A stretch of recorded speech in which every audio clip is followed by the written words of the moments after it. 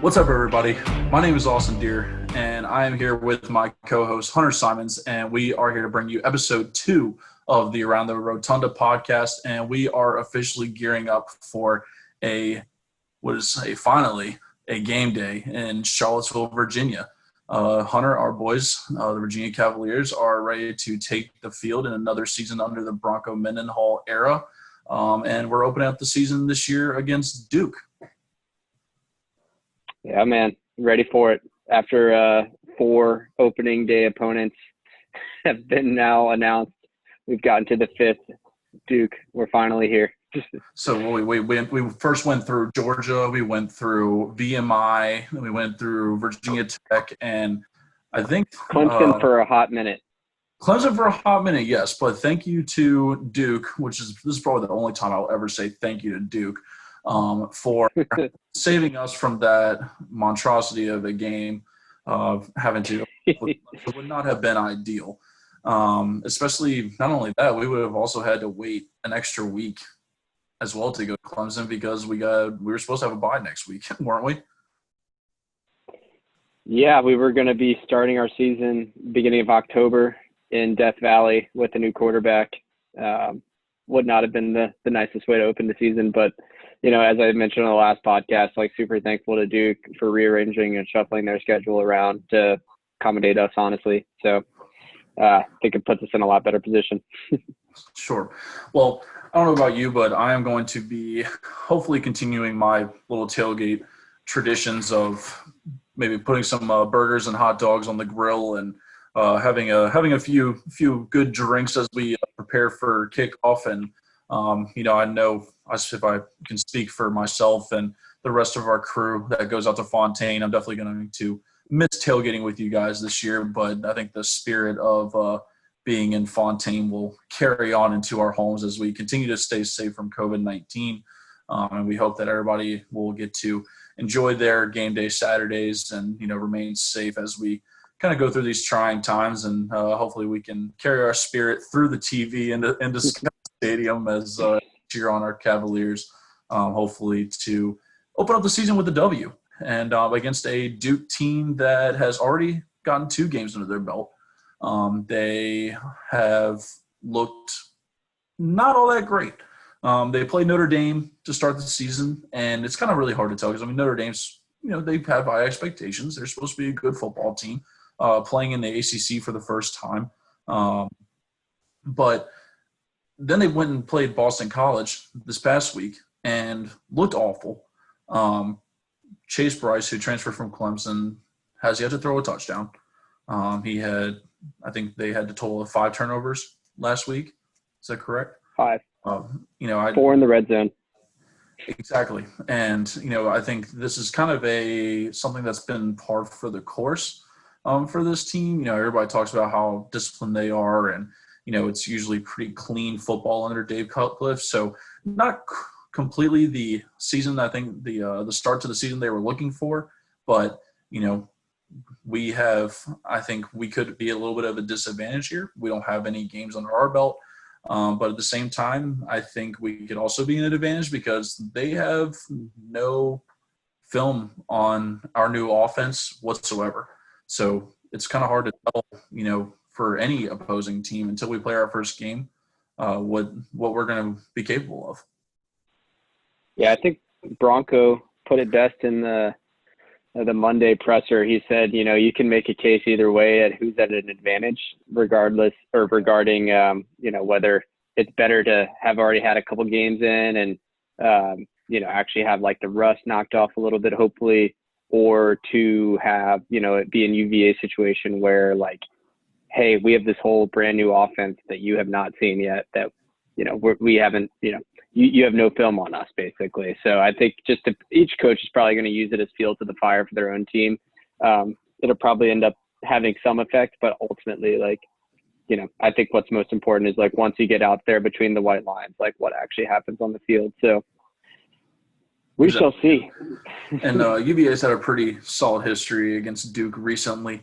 But we'll get more into that and previewing the Duke game here later in the podcast. But first, Hunter, first game week, that means we have our first depth chart of the season. So why don't we go ahead and jump right into that and start out by talking about our brand new quarterback, Brennan Armstrong. It's his first year as a starting QB. Obviously, he spent 2 years under Bryce Perkins and also mastering the offense in practice. So I think everybody has some pretty high expectations for him, especially his head coach, Bronco Mendenhall. Yeah, it's about time, right? We've been sitting and waiting to see Brennan finally get to take the reins and see what an offense led by, the Red Rocket, what it looks like. I think it's, everyone's been alluding to the fact that he plays with this fire that, Bryce was, kind of Mr. Cool, which was like part of what made Bryce so good was that the moment was never too big for him. He was always like super calm and, he could have a really bad play the play before, and then the next drive out, he's, just still even keeled.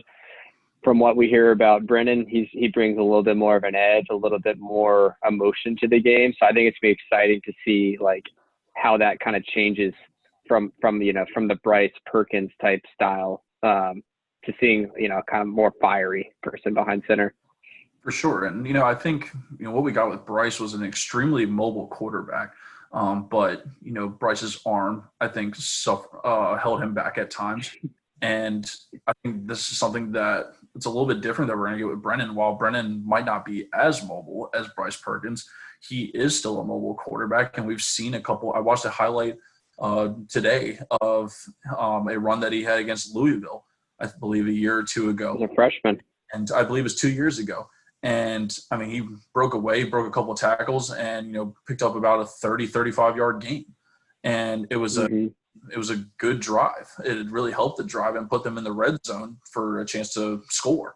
And, that's something that the play broke down, and he was able to make that happen. And that's something that we saw so many times from Bryce over the last two years that, he was able to get out of the pocket and move if he needed to. But I think that about Brennan is his arm is going to, I think, really elevate the offense. And he might be able to put the ball in places that Bryce might not have been able to do the last 2 years. Yeah. I think I saw a little interview with Robert and I where they were kind of asking him about what kind of things that Brennan brings to the table. And he sort of awkwardly said that Brennan can make every throw in the program. And what I think he meant by that is just like, the playbook is deeper. There's more route combinations that they feel confident that Brennan can actually place the ball where it needs to be more consistently. So I think it's going to be kind of an interesting thing where we went from Kurt Benkert, that was, a gunslinger, to Bryce, who was more of a mobile quarterback, but actually ended up throwing for more career yards, I think, than Benkert. But I think Brennan's going to kind of be like somewhere in between the two, where like, he's definitely going to be more of a runner than Kurt was. But I think he's got that arm and that strength to kind of like take the top off the defense as well. And that's something we didn't really see as much with Bryce. So it'll be really interesting to see like how this team actually like comes out and plays offense. I think one other thing to note about Brennan that is definitely a strength of his that you could notice even in the limited snaps that he got last year is that he has this ability pre-snap to kind of diagnose what the defense is doing. Whereas Bryce was a little bit more of a reactive player, which, was kind of a good thing for him because he could just make plays happen on the go.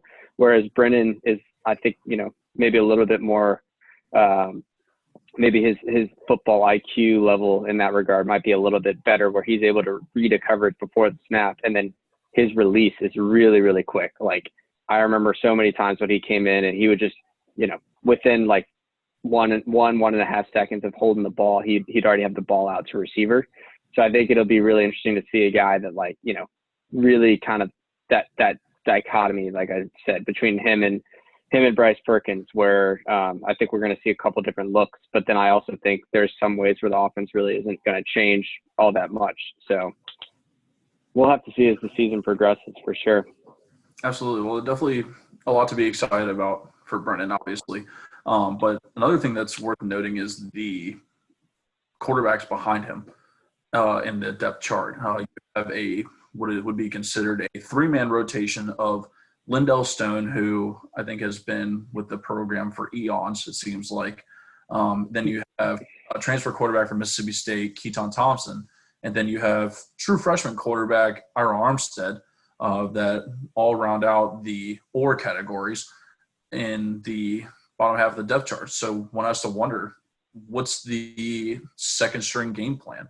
Are we going to see different setups where, Keaton Thompson might come into the game with Brennan Armstrong, or might he get a couple snaps just by himself? He brings that mobileness that Bryce had. So we could see him used in the red zone at times where, it maybe brings a better, run pass option that maybe Brennan might not be able to pull off with his mobility. It's a little bit, his speed is, I think, definitely different as far as when it compares to Bryce and Keaton. So it's definitely, I think we could definitely see a couple different formations. I don't really ever see Lindell Stone coming into the game. I think Keaton, in all reality, is the true backup quarterback. But I'm really interested to see how they plan to incorporate these quarterbacks into the game should anything happen to Brennan. Yeah. I mean, we heard a lot of great things coming out of camp too about Ira Armstead.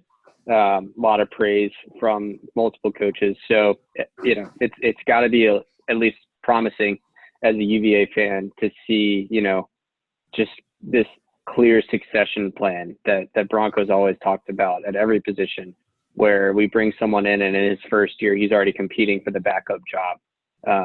So, I think that's something that if you're reading between the lines in the depth chart a little bit, that gotta, that's going to instill a little bit of confidence into you. So. For sure. And yeah.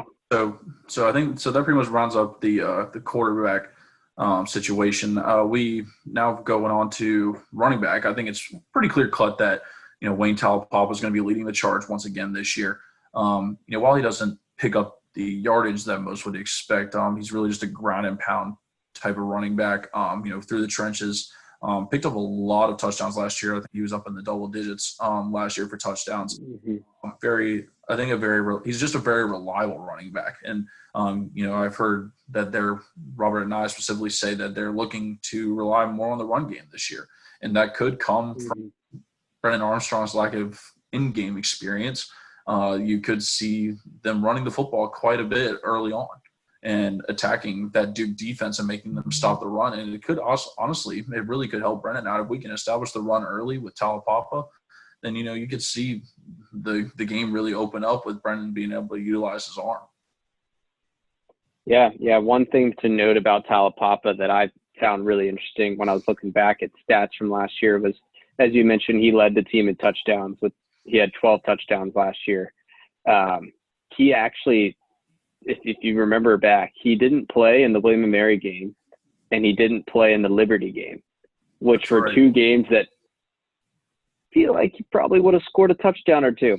So the fact that he scored 12 touchdowns against, honestly, like if you could probably lump in William & Mary, Liberty, and like ODU as the three worst teams we played last year, like, it's pretty impressive. Most of his touchdowns were in like ACC games. So, I think that if he can add to his game what he has like in the red zone, like if he can be a better back between the 20s, I think that can really do a lot of things for the offense and take a lot of pressure off of Brennan, as you kind of mentioned. Exactly. And then you have transfer running back from Townsend, who really made a name for himself, and Shane Simpson, who I think will provide a good experienced backup option. Yeah, and he adds something a little bit different too, just as a little bit more of an all-purpose back, probably in the style of Lamont Atkins a little bit more, where he's got more of that speed and vision, and they're going to look to find ways to get him the ball out in space, maybe like coming out of the backfield and on passing routes, or more creative like counter type plays where if he sees a hole, he can hit it really quickly. Whereas I think Wayne is a little bit more of like, they call him the slasher, Samoan slasher. He just kind of like, he doesn't really think much. Like he sees the hole and he hits it and doesn't like try to get overly complicated. And, I think it's great to have a little bit of both. So I'm pretty excited about what we have there. Obviously wish we had a little bit more depth. Still fingers crossed on Ronnie Walker at some point. Talking to the NCAA.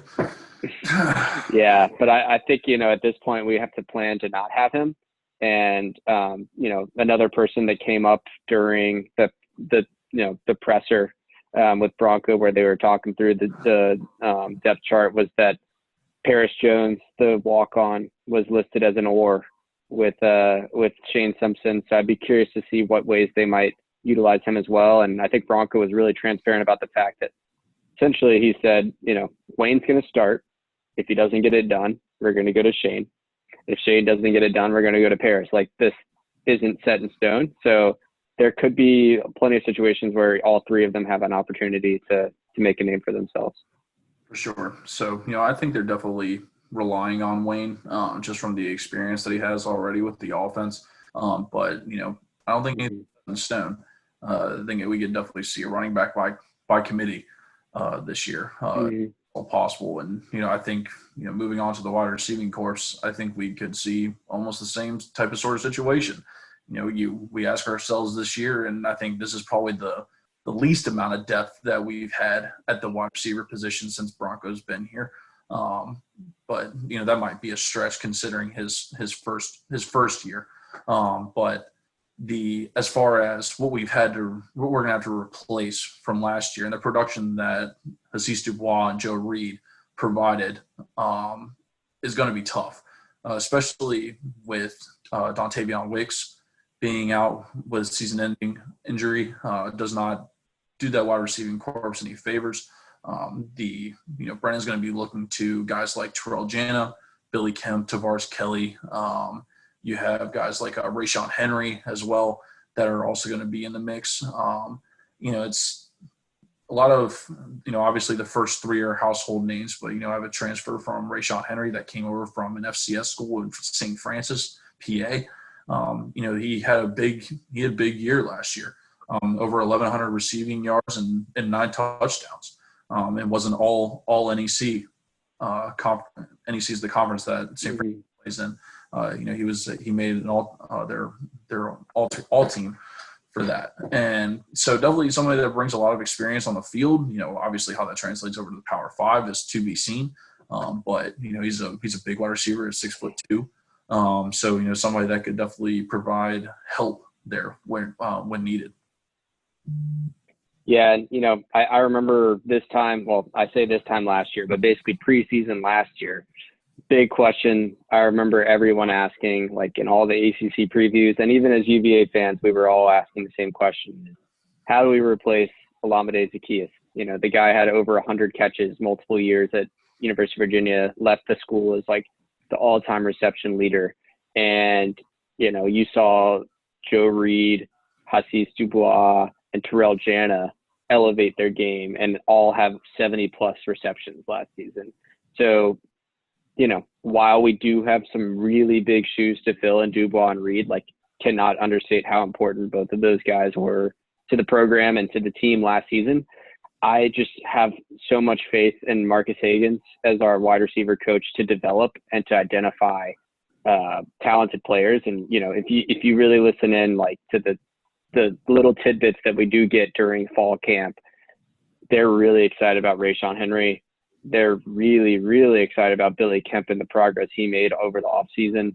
I was listening to a little clip, I think, with Nick Grant from about a week or two ago, where they were talking about, like, what's it like running up against the offensive ones for UVA. And one person that he identified without being asked was Billy Kemp, and mentioning how he's kind of turning into this player that can get 3, 4, 5 receptions in one drive alone.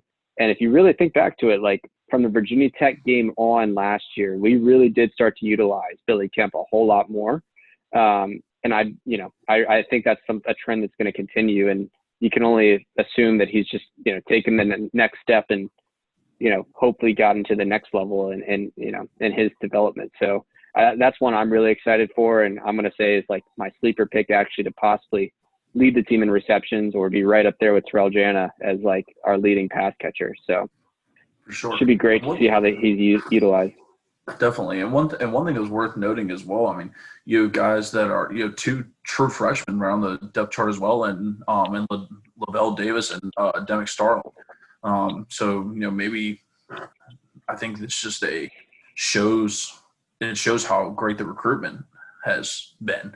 If these two guys that have maybe really come on and really impressed in camp that, are going to help maybe provide that wide receiver depth that we've needed. And it kind of was just a diamond in the rough type thing that you really didn't expect to make an impact this year. Yeah, I'm going to say don't be surprised first time we get in a goal line situation where, a possible fade route type situation.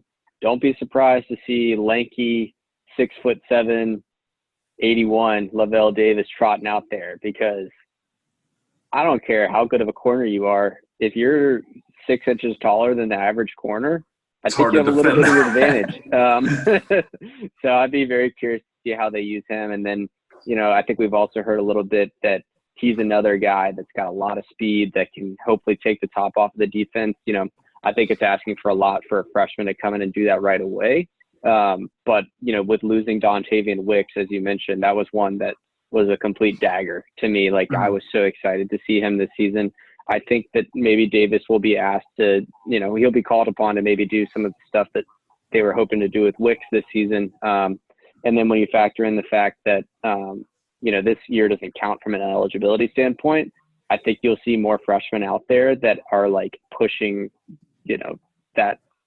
pushing their names up onto the depth chart. They might be given an opportunity a little bit earlier on, just given the fact that there's no redshirt rules this year. So we'll see how that turns out. Mm-hmm. And, I think the one position that is probably the most intriguing to me this year is the tight end position. I think not because I'm worried about it, but more that I'm really interested to see how it's going to be used this year. Because you have transfer Tony Poljan, who is a big man. I think he sits at 6'7", 235, maybe even he might even weigh more than that. I'm not 100% sure. But then you also have sophomore Grant Mish, who they seem to be excited about as well. I wouldn't be surprised, especially with the lack of wide receiver depth that we may have. You might see the tight ends get used a little bit more this year. Yeah, and I think, we saw glimpses of Grant Mish towards the tail end of last season. I remember he caught a touchdown in his first career reception against North Carolina last season. He was, he was used primarily as a blocking type tight end last year, but I think he showed some flashes where, kind of like Tanner Calley the year before with Evan Butts, like you see the potential. But I mean, Tony Poljan, that's like such a huge pickup. I think that's one that no one expected. And we're so thankful that he chose to come to the University of Virginia. Just that frame and, seeing a little bit of film from him at Central Michigan, he's one of those guys that's like an always open person. Like, like that type of, it's starting to become a trend in the NFL with tight ends where they're coming out in the middle and just sitting on routes 10 yards down the field and then getting a lot of yards after the catch.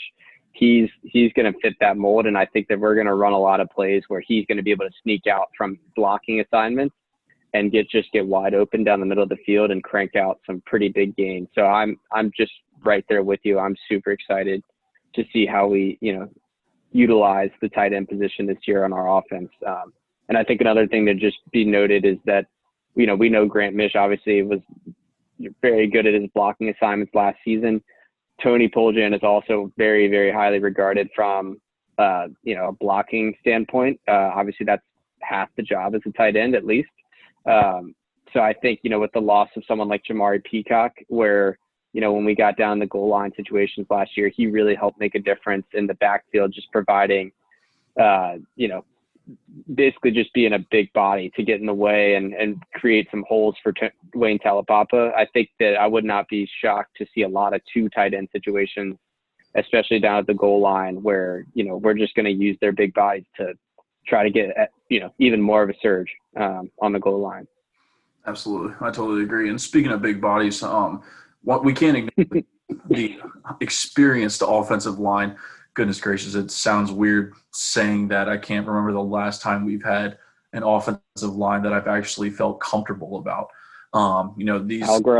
These guys have a couple years under their belt now, and it's crazy that most of them are all juniors. So this is only their third year, and there's talks about it being the best offensive line that Broncos had since he's been here. You got Ryan Nelson and Ryan Sodoba on the left side. You got Chris Glazer and Dylan Reichensmeyer on the right. And then you have, Olu Otani, who's going to be, at the center position. I hope I pronounced that name right. You butchered that, but that's okay. I'll probably butcher that a little bit, but it's okay. It was meant well. And, not only that, but if they've been really working with the guys, they can play every different position on that line, it seems like. There's not just tied to their specific position on the depth chart.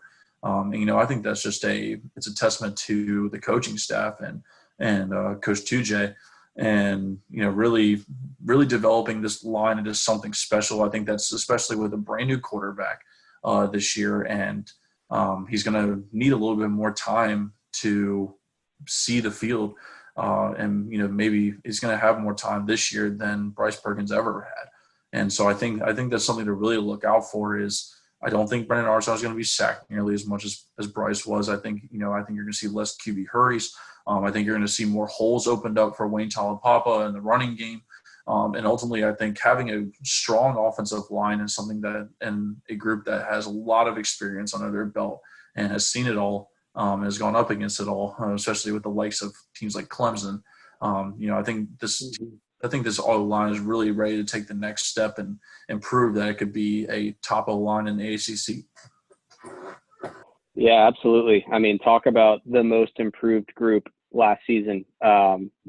As the season went on and our defense started to become depleted with injuries, the offense was tasked with scoring a whole lot more points and, producing a whole lot more on the field. And I think, you can attribute a lot of that obviously to Bryce and some of our other impact players. But I think, the unspoken heroes in a lot of that case was the offensive line was just improving massively week over week.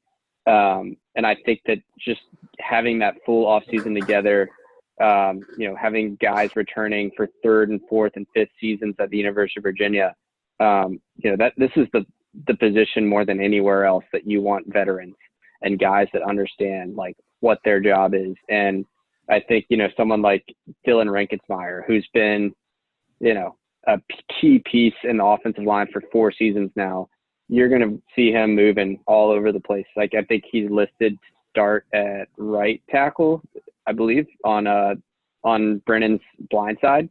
But Broncos already come out and basically said, like, he could play guard, he could play center.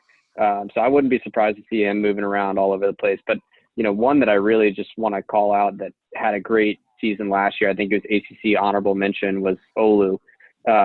He really has like impressed me at the center position. I think he's really made that spot his own. So I'm just super pumped to see these guys like 1 year older and, with the added emphasis on the off season on the running game. I think like, any diehard fan like us will tell you, like, we've been missing like an established running game for a while now.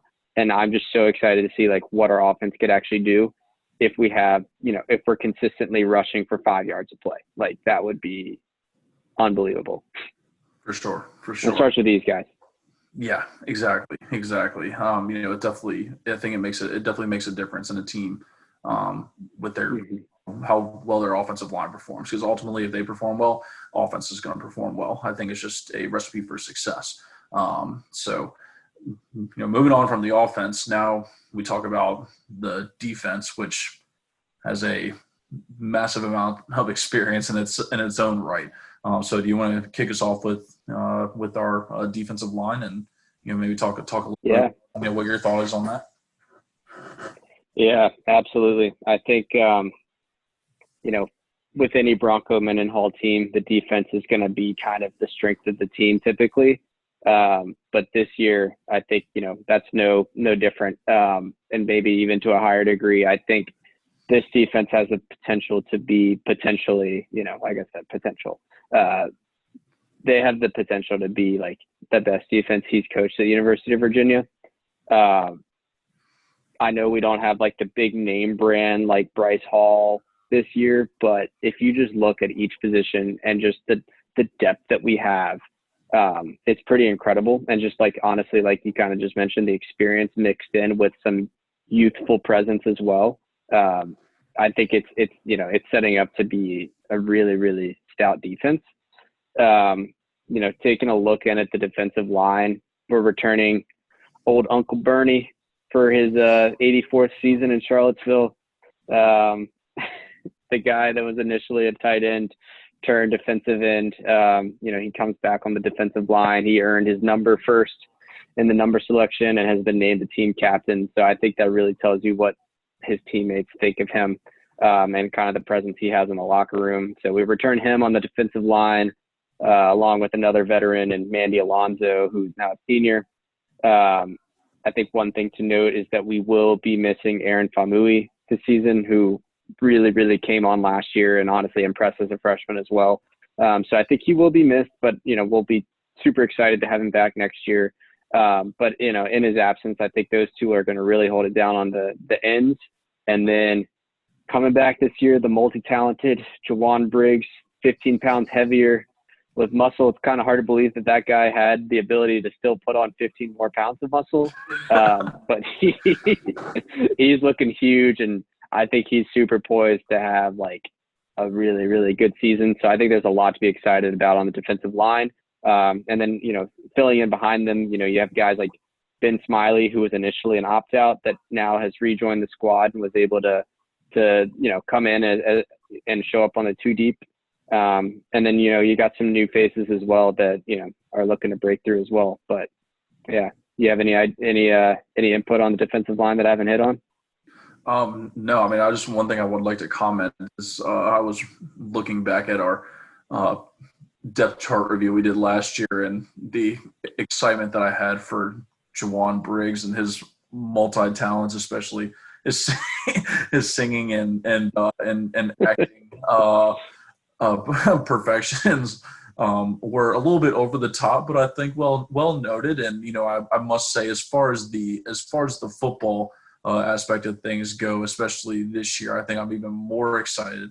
Just from the little bit of pieces that I saw last year, I definitely think he's going to take that next step forward, and we could really see him be a problem up front this year. I think he more showed it toward the end of the season last year, really started to kind of find his footing and showed what kind of a disruption he could be on that defensive line. And I think, with working with Alonso and Richard Burney, I think that could be a really, really good group up front.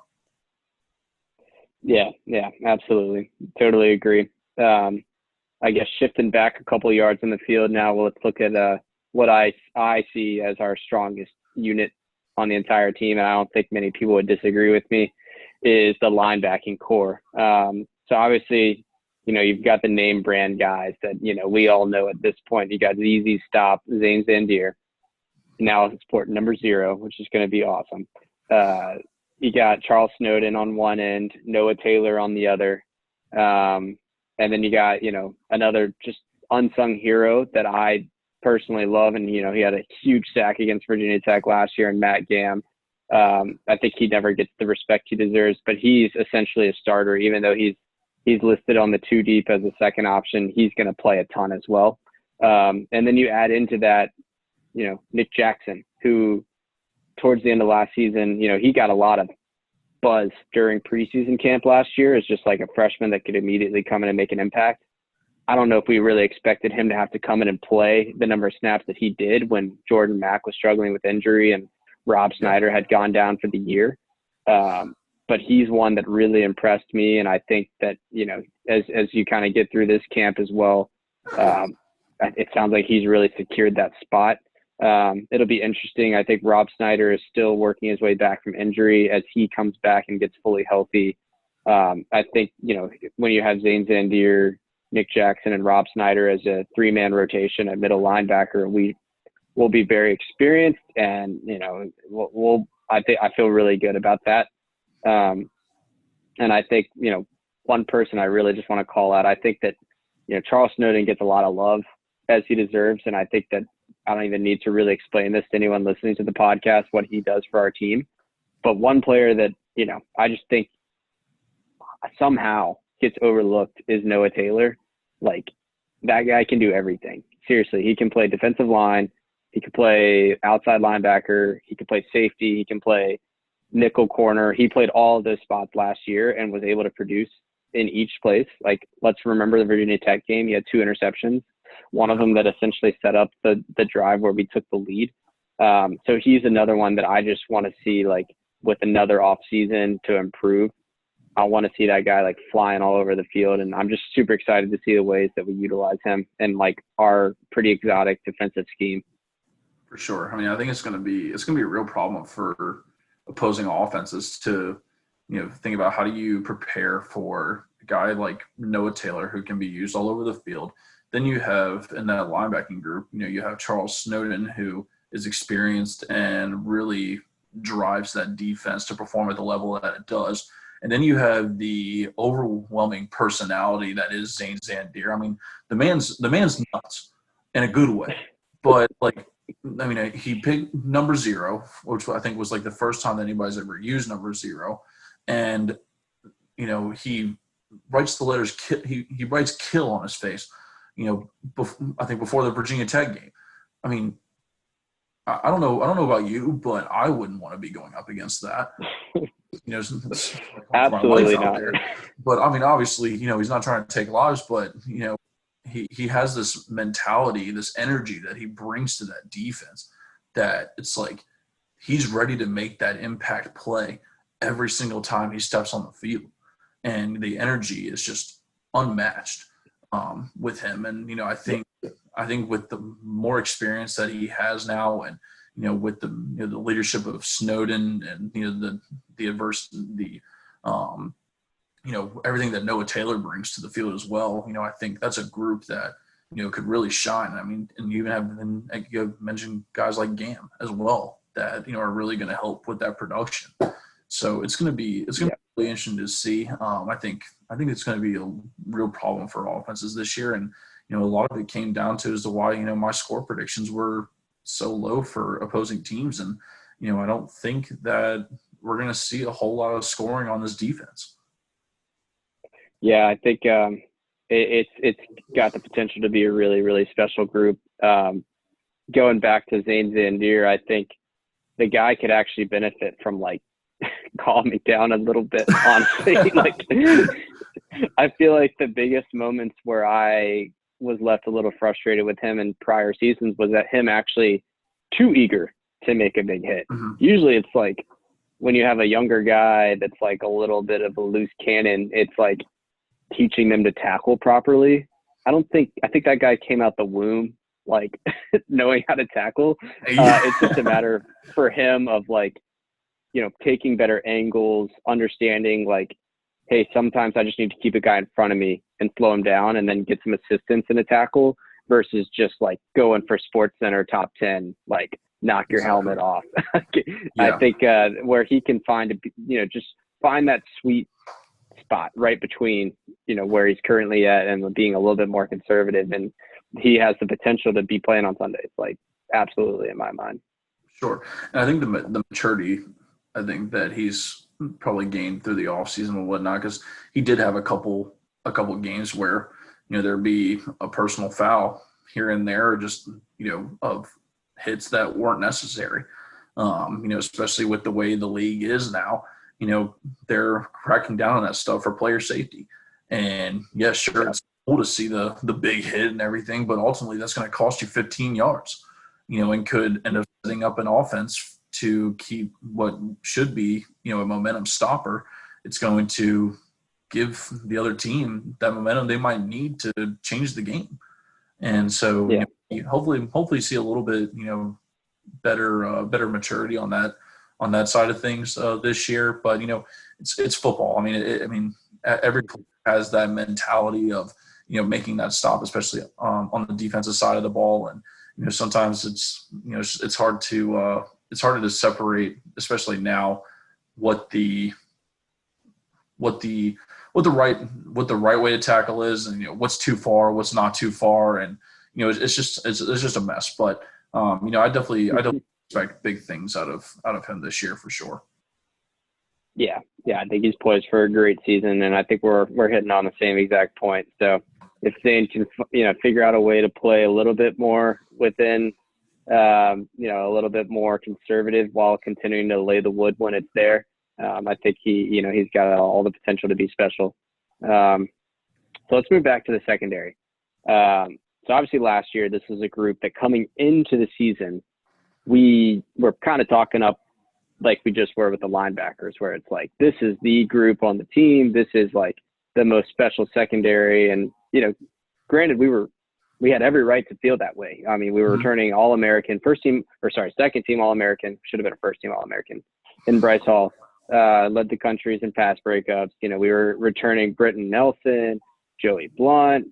We had a lot of experience coming back. And then, as we both saw during the season, like injuries just decimated that group. And you had people like Devontae Cross playing every position in the secondary throughout the year. And not just week to week, it was honestly just a question mark as to like who was going to actually be out there.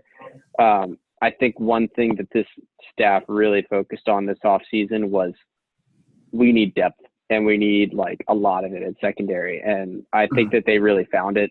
We picked up grad transfer and D'Angelo Amos. We got Darius Bratton back from injury, and then we have a couple freshmen or redshirt freshmen that gained some good experience last year that I think are going to be back and even better this year. And, as you can see with all of the oars listed at the cornerback position, there's plenty of guys competing for just a couple of spots. So I think that's, iron sharpens iron. That kind of mentality is a good thing. But, it goes to show that like these guys are competing in practice week in and week out to hold on to their spot.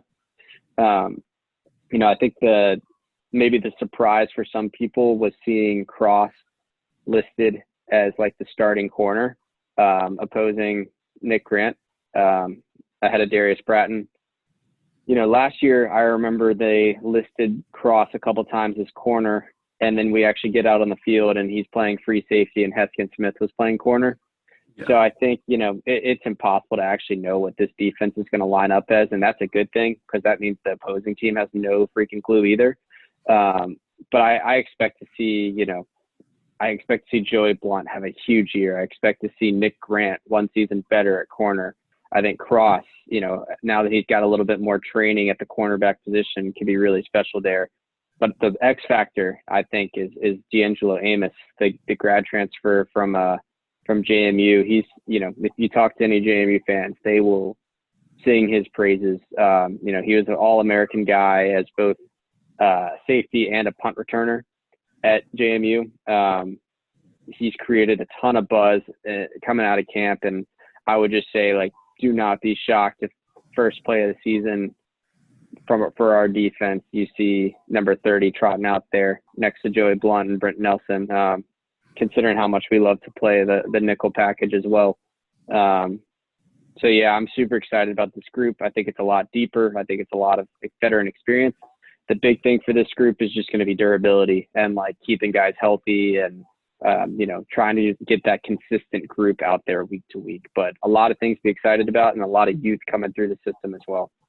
For sure. And I think the health thing is going to, too, it's going to need the entire defense is going to need to find a way to stay healthy this year.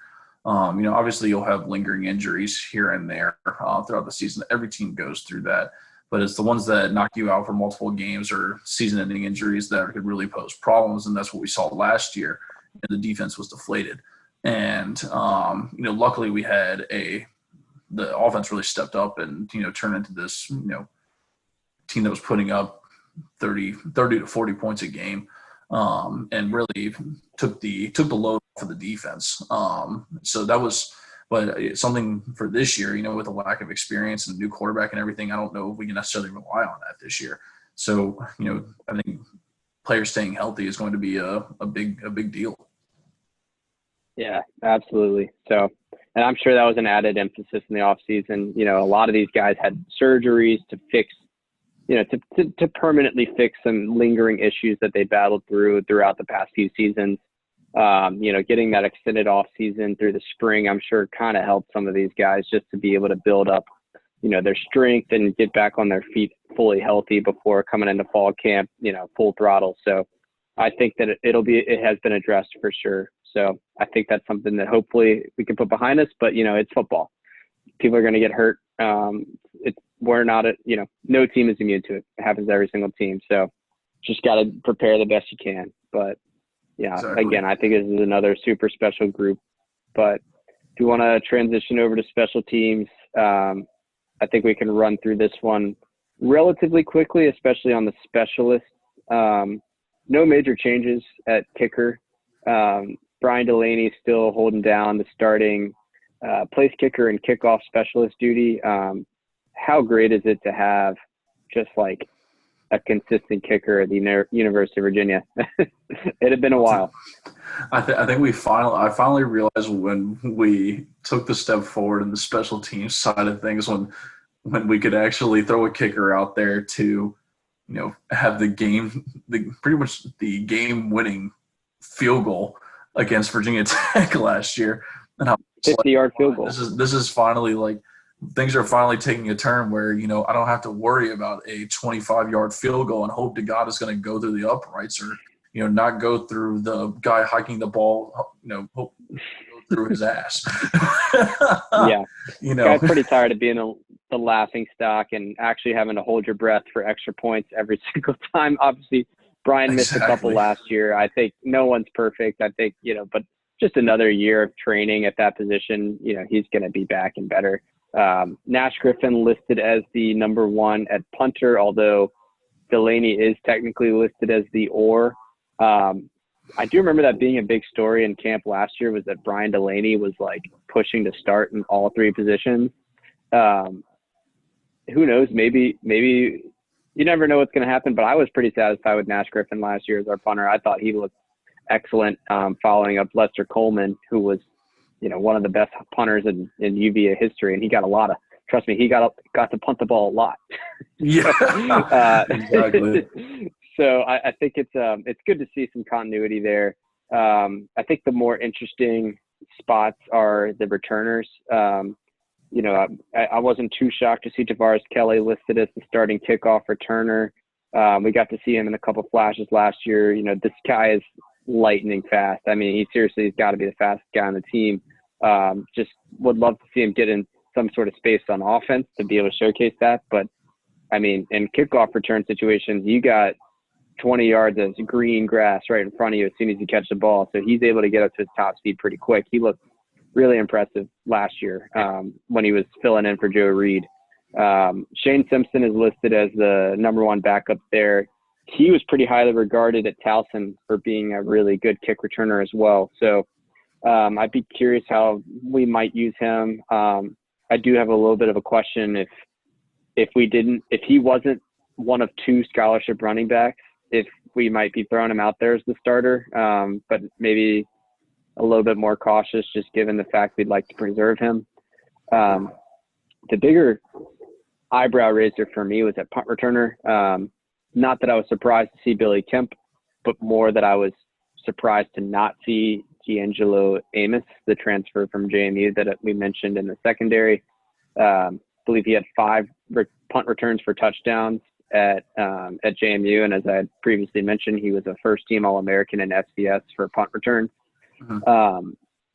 Wouldn't be shocked to see him out there. You never know. Bronco and co are a little mischievous with the depth chart from time to time. So, wouldn't be shocked to see him rolling out there. But, we also know that Billy Kemp is a very capable punt returner and he's a good possession guy. Like, he'll get you that solid, 5 to 15-yard return pretty much every time he grabs it. So, I think that this special teams unit has been drastically improved under Ricky Brumfield.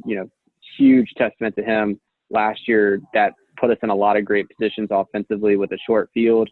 And then from the defensive aspect, we were able to pin teams down inside the 10-yard line. Our kickoff coverage was really, really good. So I think this will be another thing that's going to be a great competitive advantage for us that I'm excited to see it, another year further down the line. For sure. Well, that's pretty much the entire UVA team.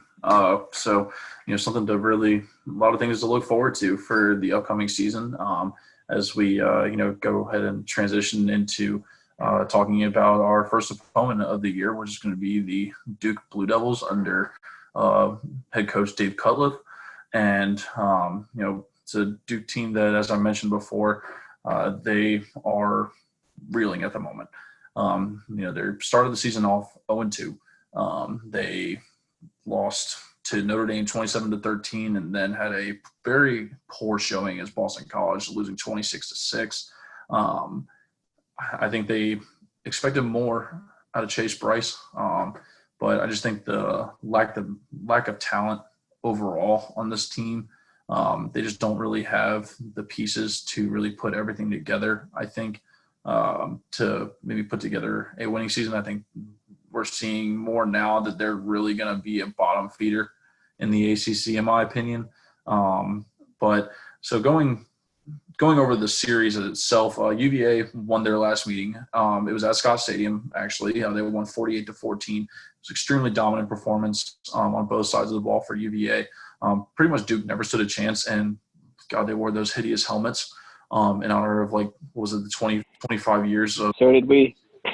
Yeah. The 150 helmets. Oh, was it the 150 years of college football or something like that? Yeah. Do you remember how much, like, hype they built up for that? I thought UVA was about to strut out there. They literally just stuck a 150 on the side of the helmet. I thought we were going to come out in some sick retro jerseys, some throwbacks, and I thought Duke was going to do the same. And then the big reveal was that, hey, we're actually going to take the logos off our helmets and put on the number 150 instead. I mean, It was fine, but don't build it up to be something so special. I don't think I've ever been, like, so let down over a uniform reveal than I was that day.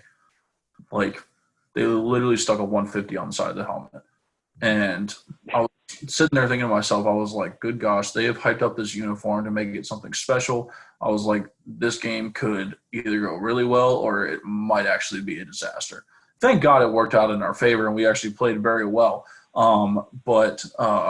So we do get to return home back to Scott this year. Thank goodness, with the makeshift schedule and everything, we do get to open up the season at home, not on the road. Looking at this Duke team, like I said, Chase Bryce, transfer from Clemson, holds a 54% completion percentage, has only thrown for like 400 some yards this year. He has no touchdowns and 2 interceptions. Hasn't really been all that special. I don't really think he has a whole lot of weapons around him, but I would definitely expect a lot out of their tight end group. They have a senior tight end, Noah Gray, who is pretty much their leading receiver. He's got 10 receptions for 129 yards, kind of been the main go-to guy for them. And then they also have their leading rusher, which is Deion Jackson, who has 126 yards on 30 attempts. So respectable, about 4 yards a carry. But overall, I don't really see this offense being anything spectacular. I mean, they've put up a total of 19 points in 2 games. And against, yes, Notre Dame is known for their defense. That's what they pride themselves on. Boston College, 6 points against Boston College. Give me a freaking break. Like, there's no excuse in that. 5 turnovers, 4 in the red zone, no excuses. Like, this team is bad, and I don't think there's really any other way to put it other than I wouldn't be surprised if we shut this team out to start the season.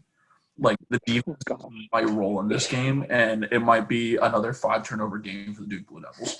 That's a hot take, I know, because, like, back-to-back 5 turnovers sounds crazy, but, like, this team is awful, man. They're awful. Whoa. Okay. All right. I'm gonna say, I don't think they're that bad. I think, hold on. Let me just make a couple points. I think they had a very similar game against Boston College that they did, like they did actually against us last year, where they turned the ball over 5 times. Now, granted, they didn't really move the ball against UVA last year, but if you actually look statistically at Boston College, they only were outgained by Boston College only outgained Duke by about 20 yards. And they were able to move the ball between the 20s. But when they got in the red zone is where they kind of pooped the bed. And that's where they had 4 turnovers in the red zone. Their 1 touchdown came from a broken play from like the 50 rushing touchdown. I think that they're not a bad team. It's Dave Cutcliffe. I think that he's going to have his guys up for the game. That being said, I do agree with you that, they haven't shown a whole lot so far this season, but I want to be cautious a little bit that I still think they could turn it around at some point. And so usually I'm Maybe cautious we about agree to disagree. I'm cautious about my opinions as well, but this one I'm feeling pretty confident in. Just because, I'm feeling a little bit gutsy. It's, why not? The offense really hasn't shown a whole lot, and I don't think they're going to move the football against us the way they did against Boston College. I think it's really going to it's going to pose a lot of problems for them. If they play the way they did against BC, then UVA is 100% going to cover whatever the line is. I think it's at 6. I would expect at least moved all over the place. I think I would expect UVA to win by at least 17, 20 points, at least. Man, I'm feeling very confident about our first game of the season. 17 to 20 points, first game of the season. Brendan Armstrong goes crazy. Defense looks amazing. It's going to happen. I sure hope you're right. I would love to think I'm right. I would love to think I'm right. But I mean, I hope you're right. I'll put it this way, though. I will say, I think if our offense comes out and plays at a respectable level, then I agree with you. But we have a lot of question marks on our end too. They're probably on a podcast somewhere down in Raleigh or Durham, North Carolina, saying this Virginia team doesn't have anything on offense. They lost Bryce Perkins. So, I'm sure there is some blind spots that we have to their team as well. I want to always caveat that they're an ACC team. They're a respectful opponent. They're a good they have a good coach. But I do agree with you. What they've shown so far leads us to be a little bit optimistic. For sure. And gotta play devil's advocate when you get a little when you get a little too optimistic. Yeah, it makes sense. You got to reel it in sometimes, Defensive side of the ball, their leading tackler is Shaka Hayward. He's got 17 tackles on the year. He's a linebacker for them. So definitely he poses probably the biggest threat on that defense aside from their senior defensive end, Victor Demacuje, however you pronounce that. I think it's Demacuje or something like that. Demacuje? All right. Well, he had a big game against Boston College. Probably the one highlight from that entire game was he had 3.5 sacks. So, again, yes, big threat, probably one of the few big threats on their defense. I don't expect our offensive line to have many issues. He might break up a play or two, but, he'll fill the stat line by himself for a little bit, but I don't really expect any problems on our end. I think it could really be a field day and a coming out party more than I expected originally. But I think the offense could really have a blast against this defense this week. Yeah, I will shout him out though, Dima KJ. I do remember he gave us some problems last year. Again, he was one of the very few bright spots for their team last year. But if I remember correctly, he might have even sacked Bryce on consecutive plays, 2 plays in a row. He's really talented. But again, if he's the only one really causing too much of an issue, I think you can scheme around that and then take advantage of spots where they're not as comfortable. So, exactly. But yeah, he is one to watch out for. For sure. And special teams, pretty much a non-factor. Their kicker, Charlie Ham, is 1 for 2 on extra points on the year in the 2 touchdowns that they've scored. And then he's 2 for 3 on field goals, and his longest is a 30-yarder. And he hasn't kicked anything beyond 39 yards. So if that tells you anything, I wouldn't say that their special teams department is up to the par of ours at least. We'll probably get a pretty good look at their punter for most of the game. I was going to say, do they have the same punter? Because do you remember last year for a period of time, I think it was 2 times on one drive that he had fake punt runs for first downs, and I think he alone had more yards than the rest of their team. I know. So, hey, X Factor is the punter on a. He might lead the team in rushing again this year. Who knows? That was the first one, if I remember correctly, was he dropped the snap on a punt, and it was not a designed fake, and he kind of just took off. The second time, on the same drive, that was designed, and I was so pissed. I remember we were up by like 4 touchdowns, or maybe even 5 or 6 touchdowns, and I think you were sitting next to me like, dude, calm down, like we're still winning. And I was like, no, like you can't give that up twice in one drive. I know, exactly. Oh, goodness gracious. But anyway, so to the score prediction, I mean, I had this at a 28-17 win. I mean, God, when I predicted this, I definitely thought this team might be, able to put up a fight. Sure, yeah, I'll give them the benefit of the doubt. They might score 14 or 17, but I would definitely see us putting up at least probably 35, 42, even upwards of 49 points in this game. I think this is I think the defenses especially is going to allow the offenses to score a lot, especially if Duke turns the ball over that many times. Then the offense could really be set up for success here, and where they won't be forced to, have consistent long drives. I think they could end up in really good field position a lot of times throughout the game, especially with the help of special teams or, big plays from the defense, stuff like that. I think I think this game could definitely get a lot uglier than I originally predicted. I hope so. I'm going to take the slightly more conservative approach. I've got the 31-20 win. I do think we should win this game. I think we come out and we play well, we win. Like, I'm certain of that.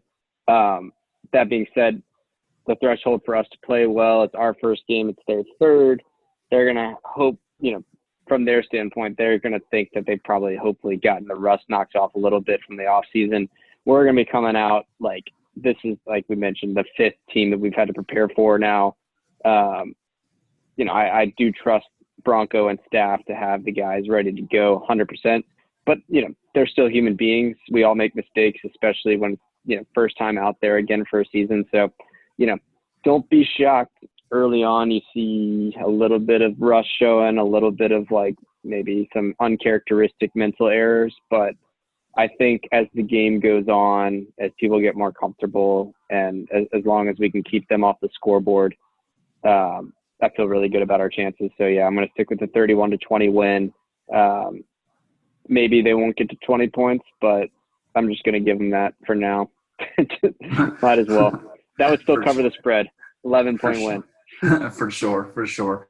All right, so we're going to move on to our last segment. We're going to turn it over to Hunter with his keys to victory for the Hoos to start off the season 1-0. Hunter, what do the Hoos need to do right in order to beat Duke this weekend?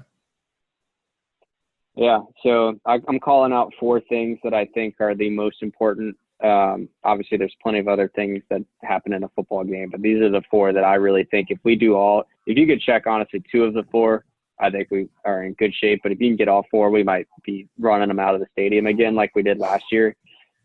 Number 1 is win the turnover battle. So as we kind of mentioned a couple times already, Duke had 5 turnovers against Boston College last game with 4 in the red zone. Ironically enough, last season against us, they turned it over 5 times, and that was kind of the story of the game, was that UVA had a short field to score points based off of, like, over and over and over, and we just made them pay.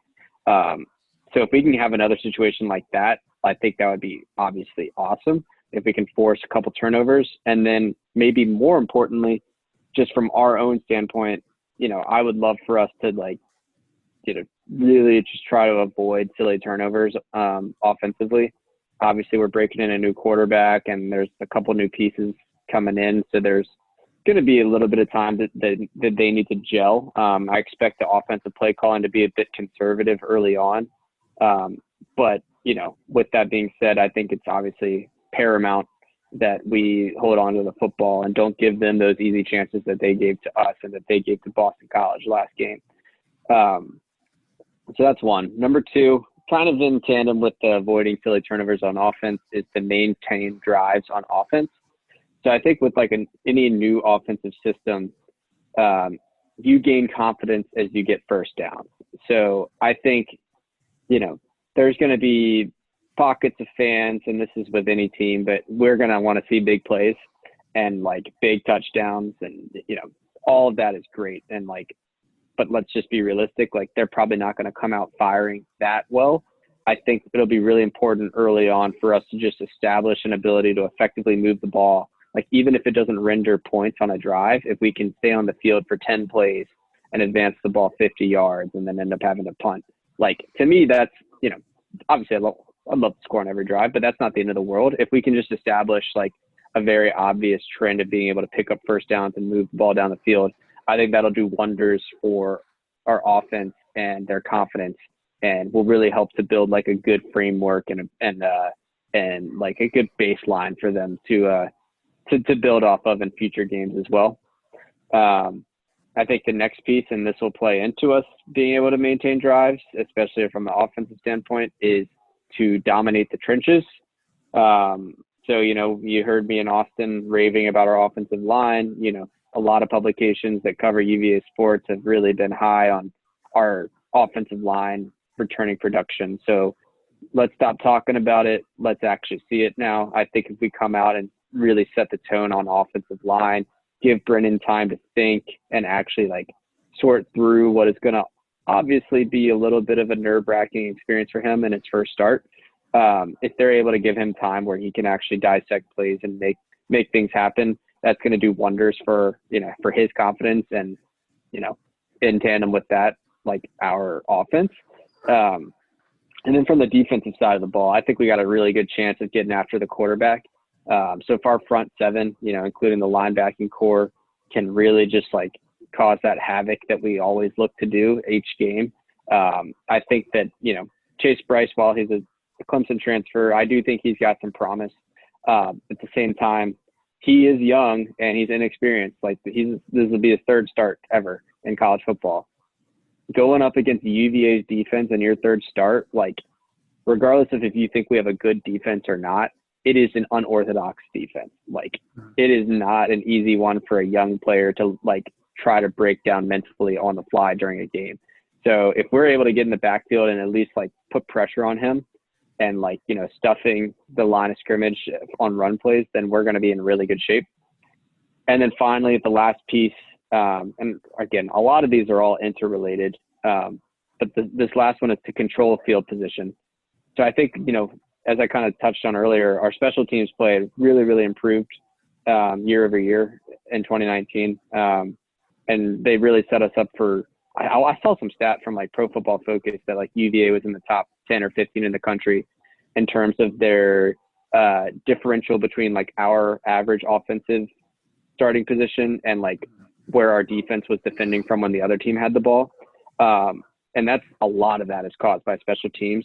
So I think if we're able to like, you know, continue that trend of like getting better on special teams and setting up our offense to succeed, and our defense like with, you know, set their offense up with a 90-yard drive to score instead of a 50-yard drive. You know, I think that's going to be really, really beneficial to our team. And then again, if we're able to generate turnovers, especially in their half of the field, some short fields for Brennan to, you know, maybe only have 30 yards to go score a touchdown. That's obviously like, you know, if you're that close to the end zone, I think you can sniff it and you feel and you can believe that you can score. You know, that's going to be a great thing for his confidence as well. So, you know, as I said, if we could check the box on all four of these things, you might just be right. We might be running them out of the stadium 56-7. They might not ever come back. Exactly. Well, you know, I think that's some great points, and you know, I think, you know, I definitely see this team living up to, I think, the expectations that the coaching staff has for them, the fans have for them. Maybe not so much as what the analysts have for them because they're so low. I think people could possibly be really surprised by what this team has to offer this year. And, you know, obviously the schedule might be tough at times, you know, with the stretch of having played Clemson, teams like Clemson, Louisville, you know, Miami, UNC, you know, those are teams that are going to really make this road tough. You know, you don't have breaks of, you know, easy schools besides, you know, Abilene Christian and, you know, some of the bottom feeders of the ACC, obviously. But, you know, regardless, playing a 10-game in-conference schedule is not easy. It's going to be a grueling season. And, you know, I'm really interested to see what this team is gonna do. So that's pretty much what we have for this second episode of our podcast, and we want to thank everybody for tuning in and listening. One last thing I wanted to say was, if you haven't gotten a chance to check out UVA football's social media pages, you might want to go take a look at the paint job that Scott Stadium is getting this week. If you don't see it on social media, then you're definitely going to see it on Saturday. The new logo is definitely popping at the middle of the field. It looks really cool. I think this whole rebranding that they've done for the school has really put a positive impact for it, and I think it makes everything look better, in my opinion. Obviously we value tradition here at UVA, but the new logos and the new branding and everything is really allowing our athletic programs to take a step forward. And so definitely a lot of excitement around that. If you haven't gotten the chance to, give us a follow on our social media platforms. On Twitter, we're at ATR_pod. So give us a follow there. We're tweeting throughout the week, reposting any new updates or anything like that in regards to UVA athletics. Also subscribe to our YouTube channel so that you can get all the updates on when we're posting new videos. We're also on Spotify, Breaker, Google Podcasts as well for you to listen to the audio versions of the pod if you're traveling or anything like that. So thanks again for listening, and we hope that you guys enjoy your game day Saturdays from home, and go Hoos. Go Hoos.